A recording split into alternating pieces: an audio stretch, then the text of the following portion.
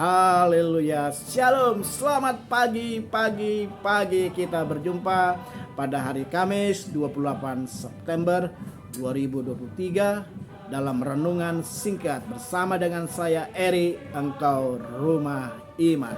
Kita akan melanjutkan materi yang kedua, yang bagian keduanya yaitu setia memberi. Terlebih dahulu kita berdoa untuk firman Tuhan. Terima kasih Tuhan, kami semakin diperkaya, kami semakin diperlengkapi dengan firman-Mu. Pagi hari ini kami akan menerima berkat firman-Mu. Pemulihan keuangan terjadi atas hidup kami. Hidup kami semakin diberkati. Berkati hamba-Mu untuk tetap menjadi saluran berkat pada pagi hari. Dalam nama Yesus kami siap untuk menerima firman-Mu. Haleluya. Amin. Nah, sekarang setia memberi. Mari kita buka Maliaki pasal ketiga.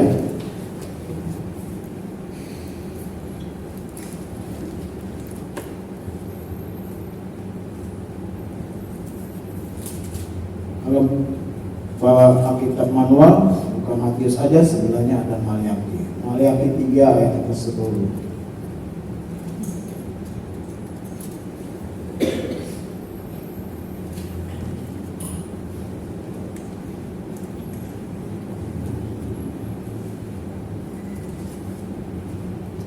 Kita baca ayat 8 dulu. Ya, ayat 8.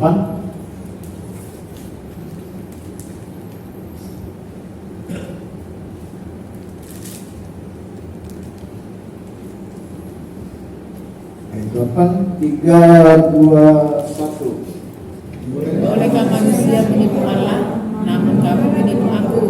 Tetapi kamu berkata, dengan cara bagaimana kami menipu engkau? Mengenai persembahan persepuluhan dan persembahan khusus. Iya. Mengenai persembahan persepuluhan dan persembahan khusus, ini begini. Persembahan itu secara garis besar terbagi dua. Persembahan persepuluhan dan persembahan khusus. Nah, persembahan khusus itu baru dibagi macam-macam. Misalnya apa? Kolekte yang tiap hari Minggu. Ya, saya bilang begitu semua pernah kesana, padahal nggak ada apa-apa kan? Ya, kolekte 2 kali, ya kan? Itu masuk dalam persembahan khusus. Sebagai anggota mitra misi, dana misi itu persembahan khusus. Saya ulang tahun kasih persembahan ucapan syukur, itu persembahan khusus. Untuk pembangunan gereja, misalnya itu persembahan khusus. Untuk diakonia, itu persembahan khusus. Jadi secara garis besar persembahan itu hanya dibagi dua, persembahan khusus, persembahan persepuluhan dan persembahan khusus. Jadi kita mengembalikan 1/10 dari apa yang kita terima. Nah, saya seringkali gambarkan begini, persepuluhan itu, ya, yuk minta tolong itu dong, peti persembahan, tolong bawain ke depan. Saya mau kasih contoh supaya gampang artinya. Jadi persepuluhan itu adalah pengakuan kita bahwa ini harta milik Tuhan. Nah, saya ingin gambarkan persepuluhan itu seperti pagar. Oh, itu beda ya, bukan persembahan yang apa? Supaya ini lebih tinggi. Oke, terima kasih. Nah, begini, Bapak Ibu sekalian, ini adalah ladang kita. Ini bisa juga keluarga kita. Ini bisa juga bisnis kita, ya, bisnis yang kita miliki, atau ini pekerjaan kita, tempat kita bekerja. Kan Tuhan bilang tadi, ya, dikatakan begini, supaya ada persediaan makanan rumahku dan udilah aku, firman Tuhan semesta alam. Apakah aku tidak akan membuahkan bagimu tiga-tiga langit dan mencurahkan berkat kepadamu sampai berkelipat. Ayat 11, ya. Ayat 11, aku akan menghabis bagimu belalang-belalang, supaya jangan dihabisi hasil tanahmu dan supaya jangan pohon anggur di padang tidak berbuah bagimu, firman Tuhan semesta alam. Jadi begini, ini ladang kita. Waktu kita mengembalikan persepuluhan, itu sebenarnya kita sedang pasang pagar. Pasang pagar. Kalau kita punya rumah, punya ladang, kan pasti mau dipagarin supaya membatasi punya kita atau melindungi dari yang maling. Walaupun kadang-kadang di pagar juga ada maling juga gitu kan. Mungkin kambing yang merusak kebun. 3 minggu lalu sebulan lalu saya datang ke ladang saya, sudah lama karena udah sibuk. Jadi saya datang, pagar saya hilang, dicabutin sama orang. Rupanya orang ada yang pernah WA sama Pak Jun, Pak saya mau ambil ladang itu, saya bayarin. Rupanya dia pengen belum tidak dia udah main lepas pagar supaya karena dia lebih luas. Udah gitu singgung hilang gitu ya. Nah kan mulai pagar begini. Jadi begini, waktu kita mengembalikan persepuluhan, memberi persepuluhan, itu kita sedang pasang pagar sekeliling. Ya, ini pagar. Tuhan membuat kita dilindungi, belalang pelahap, ya, belalang pelahap enggak menyerang ladang kita, enggak menyerang keluarga kita, enggak menyerang pekerjaan kita, enggak ada sakit. Kenapa ada banyak orang alami, ya, dalam hidupnya selalu ada aja yang hilang gitu. Ya, contohnya suami sakit, anak sakit, istri sakit, keluar sakit, keluar duit, butuh biaya ini keluar, ya kan? Lalu motor kemalingan, rumah kecolongan, di jalan copetan.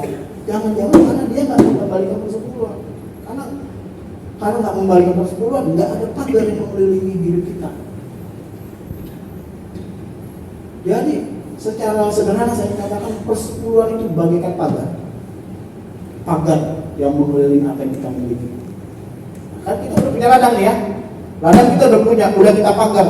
Kan kita mau menghasilkan ladang kita, kebun kita. Supaya menghasilkan kita mau diapakan di ladang?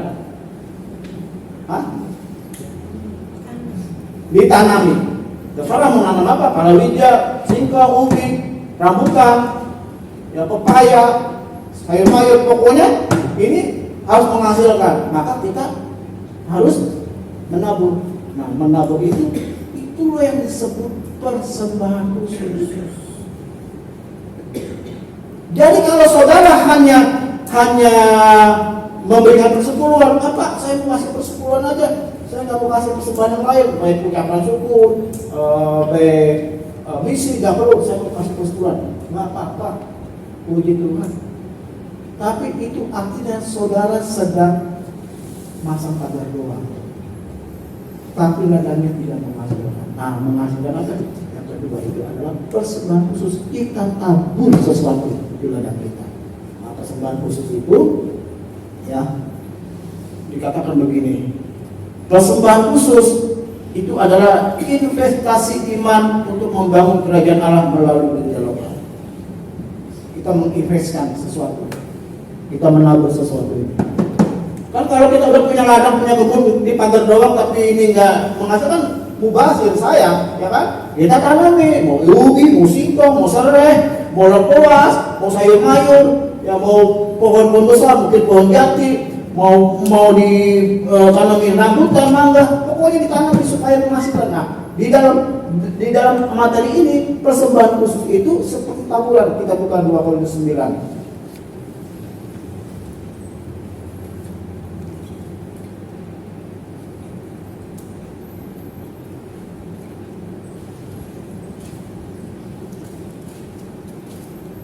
Dua Korintus 9 ayat 6 sampai ayatnya yang ke-10.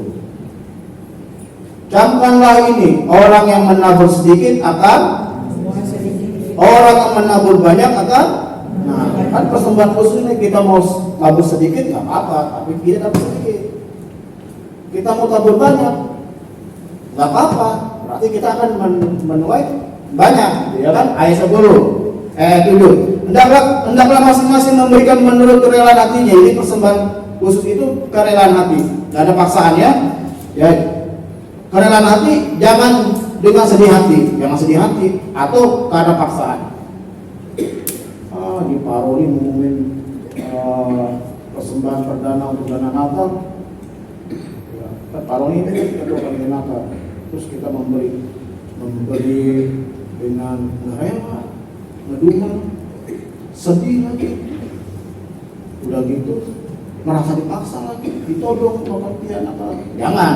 Sebab Allah mengasihi orang yang memberi dengan sukacita. Ayat 8. Dan Allah sanggup melimpahkan segala kasih karunia kepada kamu supaya kamu senantiasa berkecukupan di dalam segala sesuatu dan malah berkelebihan di dalam berbagai kebajikan. Seperti ada tertulis, Ia membagi-bagikan, Ia memberikan kepada orang miskin kebenarannya untuk tetap selamanya. Perhatikan ayat 10, 3, 2, 1. Ia yang menyediakan benih bagi penabur dan roti untuk dimakan. Ia juga yang akan menyediakan benih bagi kamu dan melipat gandakannya dan menumbuhkan buah-buah kebenarannya.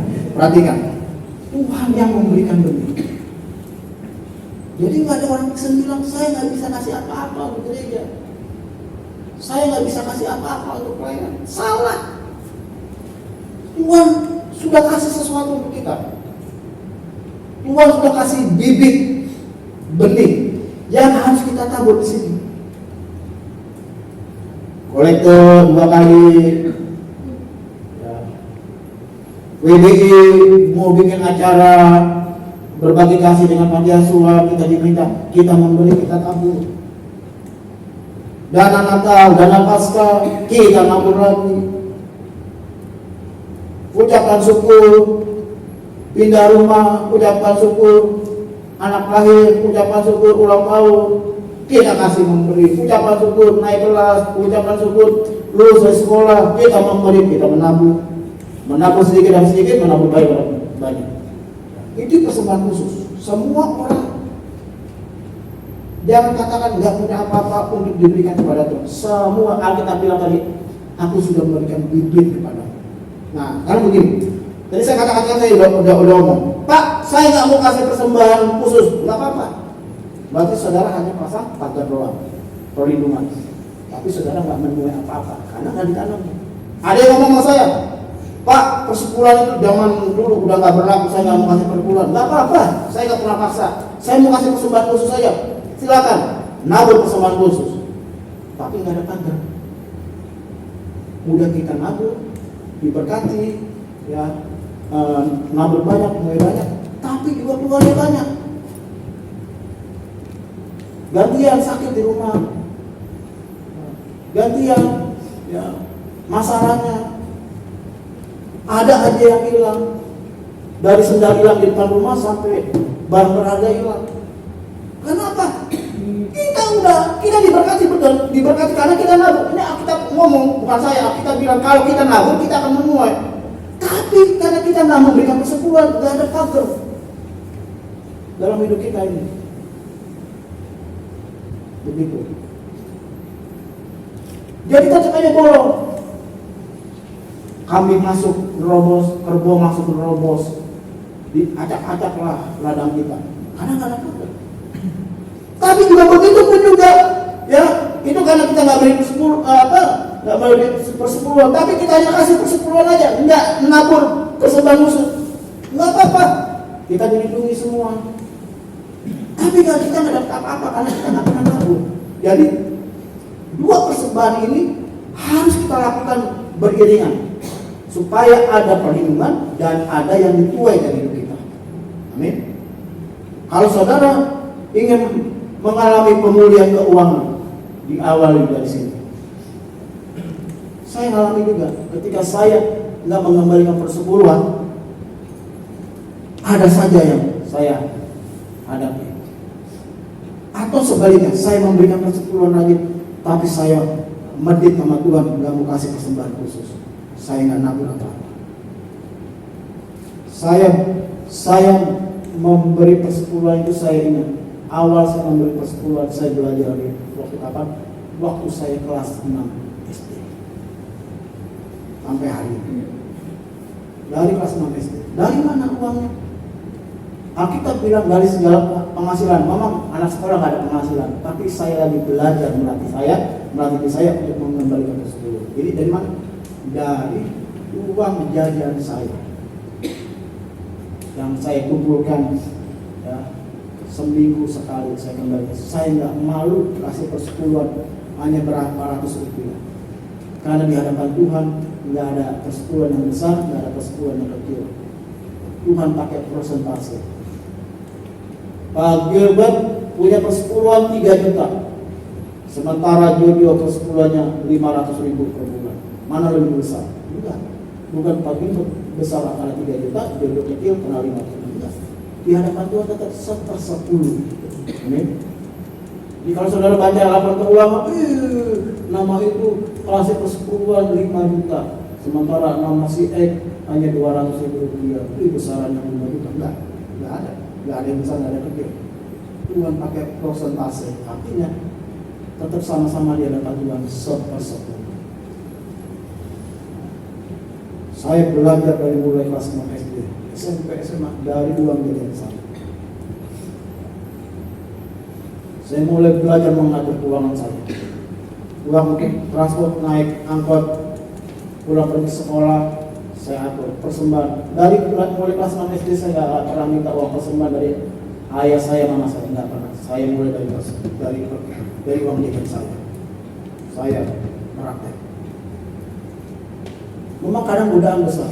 Kasih persepuluhan 500.000, gampang. 1 juta, gampang. 2 juta udah mulai mikir, 5 juta udah mulai mikir. Tapi kita harus belajar taat supaya apa? Kita punya pagar dalam kehidupan kita sehari-hari.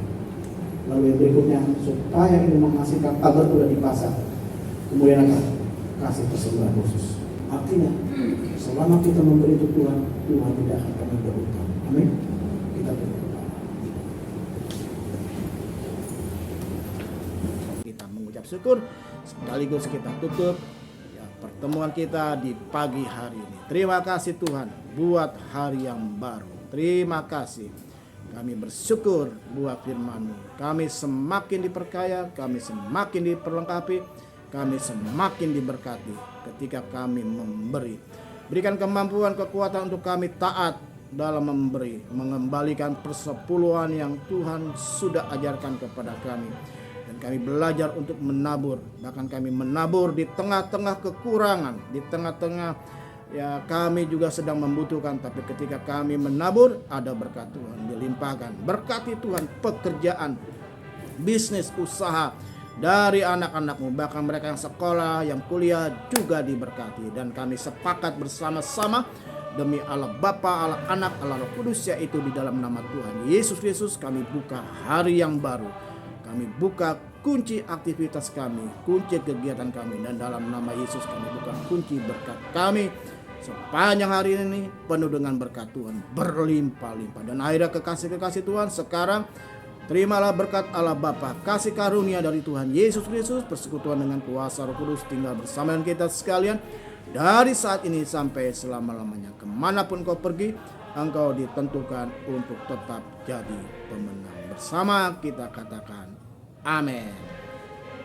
Sampai jumpa lagi di hari Senin dalam renungan awal minggu pada pukul 7.30 pagi. Dan kita akan masuk di bulan yang baru. Dan setiap bulan tanggal 1 dalam renungan awal bulan. Jadi setiap tanggal 1 setiap bulan menjadi renungan awal bulan. Dan kita akan jumpa pada pukul 5 pagi. Lalu lanjut di hari-hari berikutnya, Senin pada pukul 7.30 dalam renungan awal minggu. Dan hari Kamis dalam renungan singkat pada pukul 7.30 pagi juga waktu Indonesia bagian Barat. Doa saya untuk Bapak Ibu Saudara sekalian, rekan-rekan sekalian yang setia, Tuhan memberkati. Salam sehat, rezeki lancar, diberkati luar biasa, banyak duit, diberkati rumah tangga, keluarga, pekerjaan, bisnis, usaha, diberkati, channelnya juga diberkati. Haleluya, shalom.